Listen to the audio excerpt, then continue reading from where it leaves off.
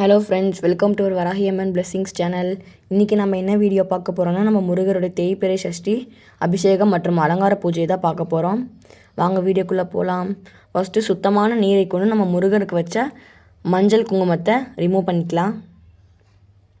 அதுக்கப்புறம் திருப்பி நீர் கொண்டு அபிஷேகத்தை ஆரம்பிக்கலாம்.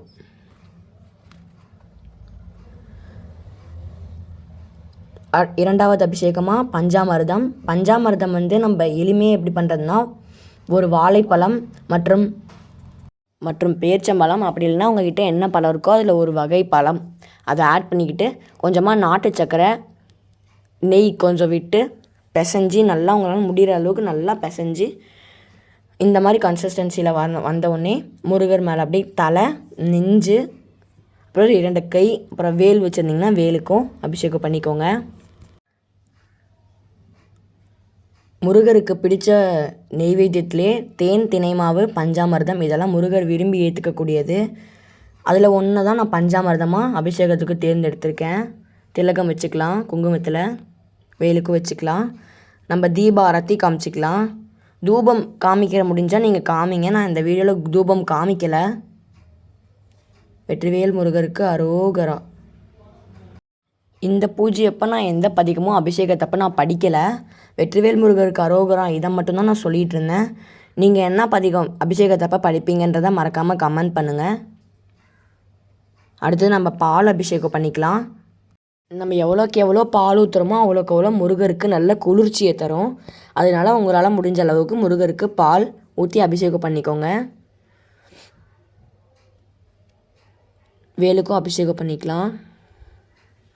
அடுத்து நம்ம குங்குமம் வச்சுக்கலாம். வேலுக்கும் நம்ம குங்குமம் வச்சுக்கலாம். அடுத்தது தீபாரத்தி காமிச்சிக்கலாம். பால் அபிஷேகம் நிறைவாயிடுச்சு. அடுத்தது நம்ம முருகர் விக்கிரகத்தையும் மற்றும் வேலையும் சுத்தமான நீர் கொண்டு அபிஷேகம் பண்ணிக்கலாம். முருகரை நல்லா வாஷ் பண்ணியாச்சு. அதுக்கப்புறம் வேலுக்கும் நல்லா வாஷ் பண்ணிக்கலாம். அடுத்தது நம்ம பண்ண போகிற அபிஷேகம் மஞ்சள் அபிஷேகம். மங்களகரமான மஞ்சளில் ஆரம்பிச்சிருக்கோம்.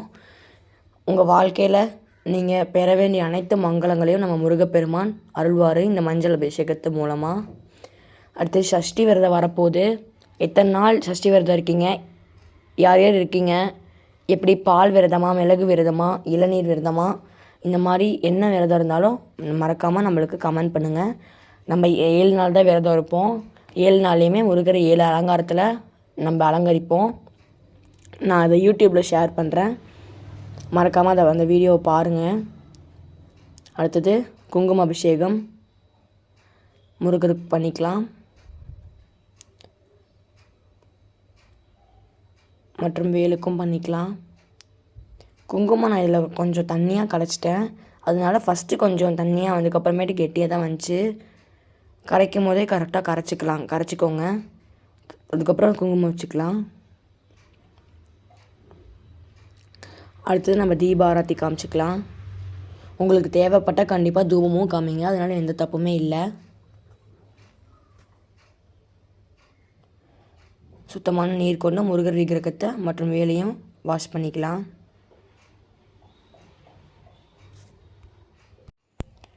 அடுத்து நம்ம எலுமிச்சை பழத்தால் முருகருக்கு அபிஷேகம் பண்ணிக்கலாம்.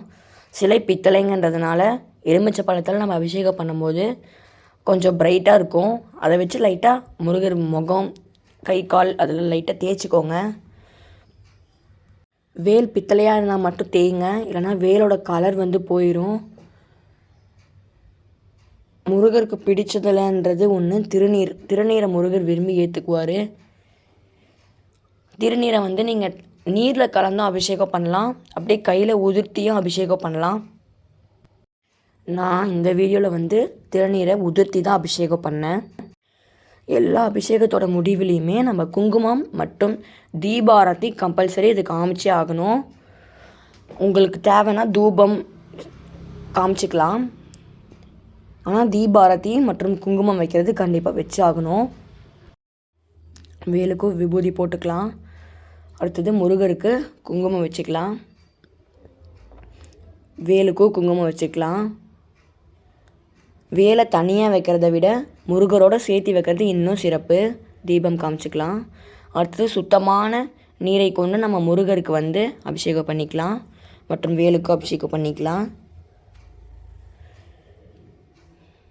அடுத்த அபிஷேகமாக நான் வந்து மலர் அபிஷேகத்தை எடுத்திருக்கேன். இதுக்கு நான் பயன்படுத்தின மலர் வந்து சாமந்தி, மஞ்சள் நிற சாமந்தினால தான் இந்த அபிஷேகம் நான் பண்ணியிருக்கேன். இந்த மலர் அபிஷேகத்தை தவிர்த்து அடுத்தது வேறு என்ன அபிஷேகம் பண்ணலாம் அப்படின்னா ஸ்வர்ண அபிஷேகம் பண்ணலாம். ஸ்வர்ணாபிஷேகத்தில் நம்ம தங்க நகை மற்றும் வெள்ளி நகையை சுத்தமான பாலில் கழுவிட்டு அந்த முருகர் மேலே போட்டு நம்ம வந்து சுத்தமான மஞ்சள் நீர் ஊற்றி முருகருக்கு அபிஷேகம் பண்ணுறது ஸ்வர்ணாபிஷேகம். இந்த வீடியோவில் வந்து நான் வந்து முருகருக்கு பண்ணியிருக்கிற அலங்காரம் பிடிச்சிருந்தா மறக்காமல் கமெண்ட் அண்ட் லைக் பண்ணிக்கோங்க. சுத்தமான நீர் வச்சு முருகர் விக்கிரகத்தை வாஷ் பண்ணிக்கலாம். வெற்றிவேல் முருகருக்கு அரோகரா. இன்றைக்கி நம்ம முருகரோட பூ அலங்காரம் பார்த்திங்கன்னா செண்பகப்பூ மற்றும் கதம்பப்பூ, வேலுக்கும் செண்பகப்பூ மற்றும் பன்னீர் ரோஸ் வச்சு அலங்காரம் பண்ணியிருக்கோம். தீபாரத்தி எடுத்துக்கோங்க. வெற்றிவேல் முருகருக்கு அரோகரா. முருகருடைய நெய்வேத்தியம் காய்ச்சின பால், அதில் ஒரு ஏலக்காய் மற்றும் பேரிச்சம்பழம், வெற்றிலை பாக்கு. நம்ம முருகர் அலங்காரம் பிடிச்சிருந்தா மறக்காமல் நம்ம சேனலை சப்ஸ்கிரைப் அண்ட் லைக் பண்ணிக்கோங்க. நல்லதே நடக்கும். வெற்றிவேல் முருகருக்கு அரோகரா.